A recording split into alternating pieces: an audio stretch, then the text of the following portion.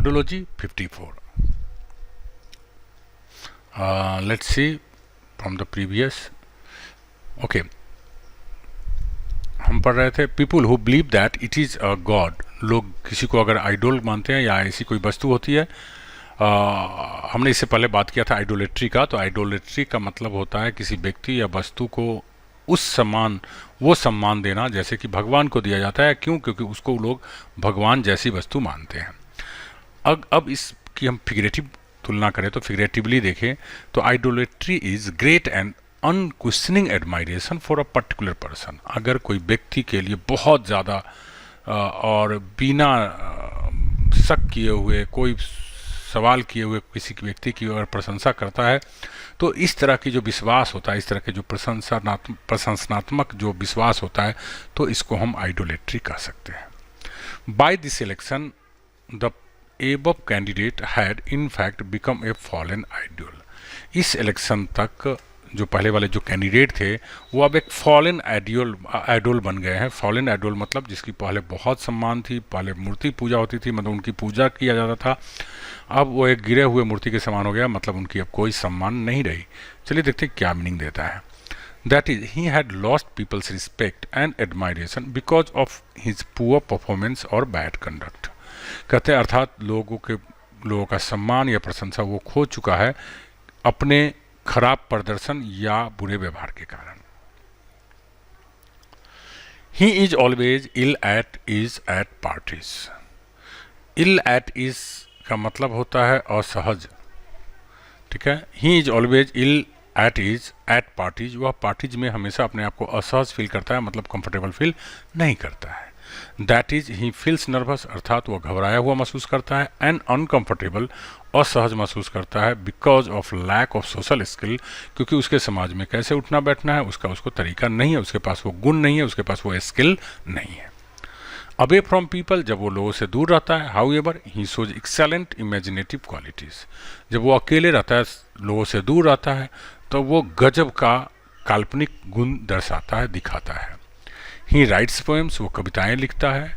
Scores music संगीत बनाता है. यहाँ स्कोर्स वर्ब के रूप में हो गया, बनाना. संगीत बनाता है. ड्रॉज स्केचेज खींचता है. Etc. If you are imaginative अगर आप इमेजिनेटिव है, यू यूज योर इमेजिनेशन आप अपनी कल्पना शक्ति का प्रयोग करते हैं. You are good at inventing imaginary things आप काल्पनिक चीज़ों को खोजने में काफ़ी अच्छे होते हैं और आर्टिस्टिक फॉर्म्स या कलात्मक चीज़ों को करने में ज़्यादा अच्छे होते हैं. और एट प्रोड्यूसिंग न्यू आइडियाज़ या फिर आप नए विचारों को उत्पन्न करने में अच्छे होते हैं. That which is imaginary is not real but exist only in imagination. जो चीज़ इमेजिनरी होती है, जो चीज़ काल्पनिक होती है, वो वास्तविक नहीं होती है, लेकिन वो केवल कल्पनाओं में ही अस्तित्व में रहती है. एग्जिस्ट करना मतलब अस्तित्व में रहना. An imaginative writer creates imaginary characters. एक इमेजिनरी राइटर जो होता है, ऐसा लेखक जो काल्पनिक चीज़ें लिखता है, तो उसमें एक काल्पनिक कैरेक्टर होता है, चरित्र होता है. To imbibe alcohol means to drink it. To imbibe करना मतलब होता है सोख लेना, पी लेना. To imbibe alcohol means to drink it. Alcohol शराब को बोलते हैं. शराब को इम्बाइब करने का मतलब होता है कि उसे पी लेना. फिगरेटिवली बात करें अगर, यू इम्बाइब आइडियाज़ और आर्गूमेंट्स अगर आप किसी विचार या बहस को इम्बाइब करते हैं. That is you listen to them आप उसे सुनते हैं. एक्सेप्ट देम आप उसे स्वीकार करते हैं. And believe that they are right और ट्रू और मानते हैं कि वह सही है. यू दस एब्जॉर्ब देम आप इस तरह से उसमें खो जाते हैं, आप उसको सोख लेते हैं, आप आत्मसात कर लेते हैं, आप सीख लेते हैं. A child in a conservative family imbibes the belief that India has been a nation for thousands of years. एक बच्चा जो कंजर्वेटिव फैमिली में रहता है, रूढ़िवादी फैमिली में, मतलब जो पुराने ख्यालात के लोग हैं, रूढ़िवादी मतलब पुराने ख्यालात के लोग, एक पुराने ख्यालात के परिवार में जो बच्चा पैदा लेता है, वह इस विश्वास को अपने अंदर बैठा लेता है कि भारत हजारों सालों से एक राष्ट्र रहा है. When the child grows up जब बच्चा बड़ा होता है, he finds that the belief is imbued with a nationalistic passion.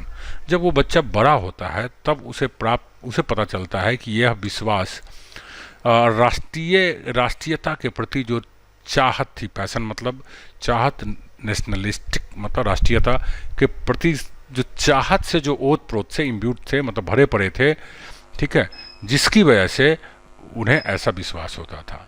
तो इम्ब्यूड विथ का मतलब हो गया किसी भी चीज़ के प्रति कोई खास तरह की भावना से भरा हुआ होना, भावना इत्यादि का भरा हुआ होना।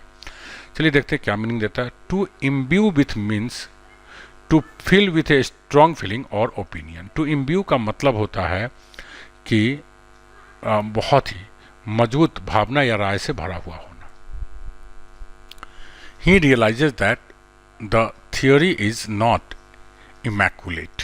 इमैकुलेट मतलब होता है एकदम साफ सुथरा, एकदम नीट। उन्हें लगता है, उसे विश्वास होता है कि ये जो थियोरी है, ये जो बातें कही जा रही है, ये बिल्कुल सही नहीं है, साफ नहीं है। An immaculate dress is extremely clean, tidy और नीट। कोई भी अगर ड्रेस है जो इमैकुलेट होता है, वो अत्यधिक क्लीन रहता है, साफ सुथरा रहता है, नीट रहता है। So if something is immaculate, अगर कोई भी चीज़ इमैकुलेट है, इट इज़ परफेक्ट, यह एकदम शुद्ध होता है, विदाउट एनी मिस्टेक्स, बिना किसी गलती के, और फ्लॉज एट ऑल, फ्लॉज मतलब भी कमी होता है, तो इसमें बिल्कुल भी कोई कमी या मिस्टेक्स नहीं होती है। With immense pleasure I ran the race. With immense, immense मतलब होता है अत्यधिक, ठीक है, बहुत अधिक खुशी के साथ मैं रेस दौड़ा। The race imparted an atmosphere of thrill to the field.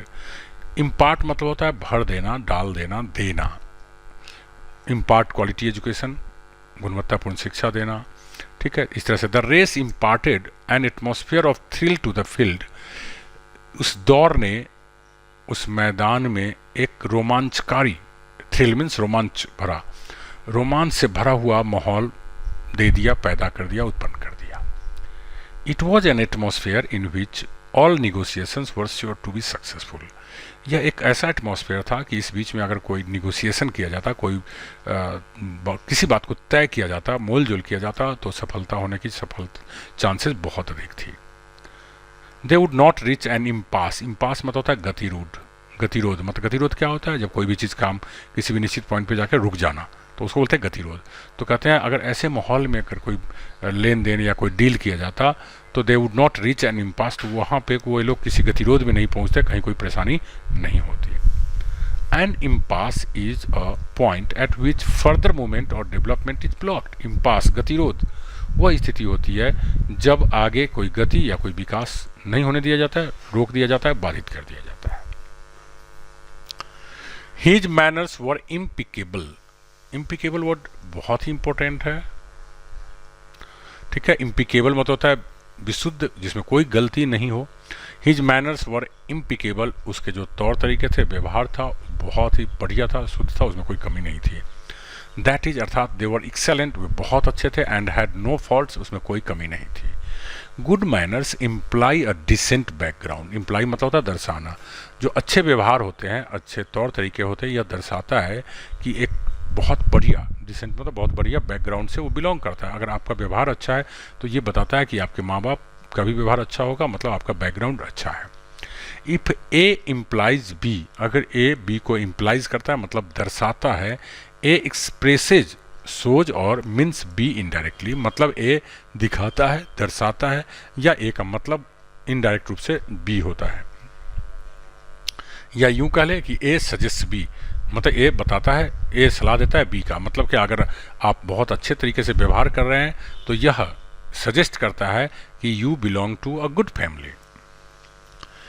His arguments are impregnable. Impregnable मतलब होता है अभेद। अभेद मतलब होता है जिसको भेदा नहीं जा सके, मतलब उसमें कोई कमी नहीं है, कोई त्रुटि नहीं है, कोई होल नहीं है, कोई ड्रॉबैक नहीं है। तो कहते हैं हिज आर्गूमेंट्स आर इम्प्रिग्नेबल, उसके जो बहस है वो अकाट्य है, उसको भेदा नहीं जा सकता है, उसकी बातों को काटा नहीं जा सकता है। Impregnable means that which can not be penetrated. Impregnable का मतलब होता है जिसमें जिसको छेद करके भेदा नहीं जा सके। पेनिट्रेट करना मतलब भेदना, प्रवेश करना, घुसाना। एन इम्प्रिग्नेबल फोर्ट्रेस, फोर्ट्रेस मतलब होता है किला, तो अभेद किला बोलते हैं ऐसा किला जिसको भेदा नहीं जा सके, जिसको ऊपर अटैक नहीं किया जा सके। तो an impregnable fortress is so strong impregnable जो किला होता है वो इतना मजबूत होता है और इनएक्सेसिबल मीन्स अगम्य, जहाँ पे पहुंचा नहीं जा सके, जहाँ पे जाया नहीं जा सके। एक्सेसिबल में इन लगा के बनाया है, तो अगम्य जहाँ पे जाया नहीं जा सके।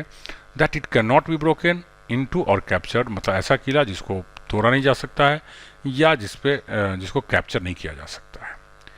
If you are in an impregnable position, अगर आप इम्प्रिग्नेबल पोजिशन में हैं, मतलब अभेद स्थिति में हैं, you can not be defeated by anyone, आप किसी के द्वारा हराए नहीं जा सकते हैं। फॉर एग्जाम्पल इन पॉलिटिकल और फिनेंशियल कंपटीशन, उदाहरण के तौर पे राजनीतिक या वित्तीय कोई प्रतिस्पर्धा है, और इन अ स्पोर्टिंग कॉन्टेस्ट या खेल के किसी प्रतियोगिता में।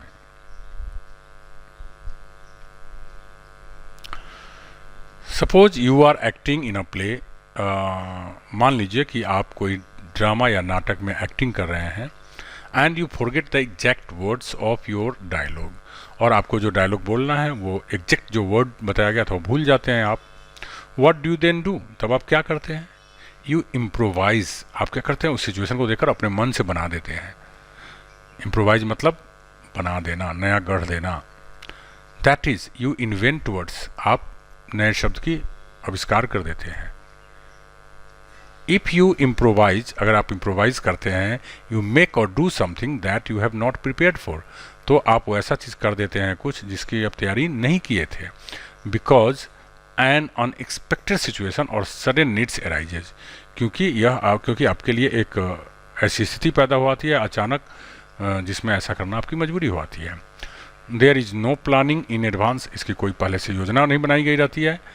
N improvisation is a variation from the original, improvisation क्या होता है? जो ओरिजिनल जो रहता है उससे थोड़ा सा वेरिएशन हुआ है, मतलब हट करके हुआ है, लेकिन उससे काम चल जाता है।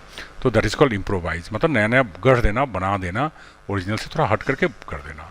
तो इस तरह से ये कंप्लीट हो गया आपका। Thank you very much.